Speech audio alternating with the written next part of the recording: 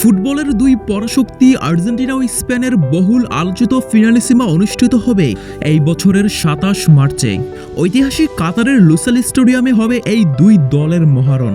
এবারের ফিনালিসিমা হতে যাচ্ছে আর্জেন্টিনার জন্য স্মরণীয় এক মাঠে প্রত্যাবর্তনের, যেখানে ২০২২ সালে ফ্রান্সকে হারিয়ে বিশ্বকাপ জিতেছিল লিওনেল মেসির দল। স্পেনকে রুখে দিতে কি পরিকল্পনা সাজাচ্ছে স্কালোনি? স্পেনের বিপক্ষে কেমন হবে আর্জেন্টিনার একাদশ? এ নিয়ে অনেক কল্পনা রয়েছে। আজকের এই ভিডিওতে আমরা দেখব স্পেনের বিপক্ষে কি কৌশল নিয়ে স্টার্টিং 11 সাজাতে পারেন লিওনেল স্কালোনি। লিওনেল স্কালোনির ফার্স্ট চয়েস গোলবারের অত্যন্ত প্রহরী হিসেবে দেখা যাবে এমিলিয়ানো দিবু মার্টিনেজকে। ডিফেন্স লাইনে খুব একটা পরিবর্তন আসবে না। সেন্টার ব্যাক পজিশনে আর্জেন্টাইন ডিফেন্সের প্রাণভোমরা ক্রিশ্চিয়ান রোমেরো থাকবেন। তার সাথে জুটি বাঁধবেন ম্যানচেস্টার ইউনাইটেডের হয়ে দুর্দান্ত ফর্মে থাকা লিসান্দ্রো মার্টিনেজ। এই দুজন একসাথে স্টার্ট করলে আর্জেন্টিনার রক্ষণ যেন চীনের প্রাচীর হয়ে যায়। স্পেনের উইং আটকাতে এক প্রকার হিমশিম খেতে হবে আর্জেন্টিনার ডিফেন্সকে, কারণ বর্তমান বিশ্বের সেরা উইঙ্গার লামিন ইয়ামালকে আটকানো যেন যে কোনো ডিফেন্ডারের জন্য দুঃস্বপ্ন।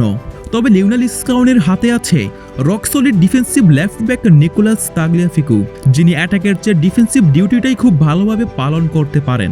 তাই ফিনালিসিমায় ইয়ামালকে আটকানোর দায়িত্ব থাকবে এই ডিফেন্ডারের উপর। রাইট ব্যাক স্কালোনির আস্থা নাহুয়েল মোলিনা, যিনি ডিফেন্সের সাথে অ্যাটাকেও দারুণ ভূমিকা রাখতে পারেন। সবচেয়ে বড় কথা, ফর্মহীনতায় ভোগা এই রাইট ব্যাক সাম্প্রতিক সময়ে ফর্মে ফিরেছেন। তাই রাইট ব্যাক পজিশনে স্কালোনির ফার্স্ট চয়েস হিসেবে দেখা যাবে মোলিনাকে। স্পেনের বিপক্ষে আর্জেন্টিনার সবচেয়ে বড় চ্যালেঞ্জ মিডফিল্ড ডোমিনেট করা, কারণ স্পেনের হাতে আছে বিশ্বের সেরা মিডফিল্ডার। তবে তাদের সাথে টেক্কা দিতে আর্জেন্টিনাও কিন্তু কোনো অংশে কম নেই। বর্তমানে আর্জেন্টিনায় আছে ওয়ার্ল্ড ক্লাস মিডফিল্ডার। এনজো আর ম্যাকঅ্যালিস্টার বর্তমানে বিশ্বের সেরা ৫ মিডফিল্ডারদের কাতারেই রয়েছে। স্পেনের বিপক্ষে এনজো ফার্নান্দেজ থাকবেন মূলত ডিপ প্লেয়িং প্লেমেকার হিসেবে। বল বিতরণ, গেমের টেম্পো নিয়ন্ত্রণ সবকিছুই তার উপর নির্ভর করবে। তার পাশে থাকবেন আর্জেন্টিনার ইঞ্জিন রদ্রিগো দি পল।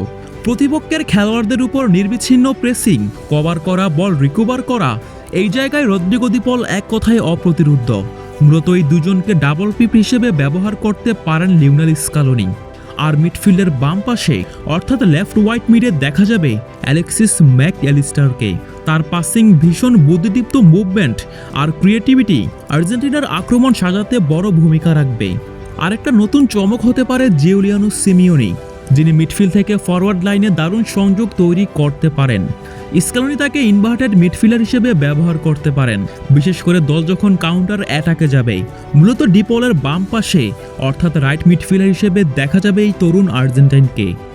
স্পেনের বিপক্ষে আর্জেন্টিনার ফরমেশন হতে পারে 4-4-2, আর এই ক্ষেত্রে 4 জন মিডফিল্ডারের সামনে 2 জন ফরওয়ার্ড হিসেবে দেখা যাবে লিওনেল মেসি ও হুলিয়ান আলভারেজকে। দলের নাম্বার 9-এর দায়িত্বটা মূলত থাকবে বিস্ফোরক আলভারেজের হাতে। তার গতি, প্রেসিং, ড্রিবলিং স্পেনের ডিফেন্সের জন্য হবে বড় হুমকি। আর আক্রমণের কেন্দ্রবিন্দুতে থাকবেন স্বয়ং লিওনেল মেসি। তার পায়ের ছোঁয়া, দুর্দর্শ পাস আর মুহূর্তেই গেম ঘুরিয়ে দেওয়ার ক্ষমতাই আর্জেন্টিনার সবচেয়ে বড় ভরসা।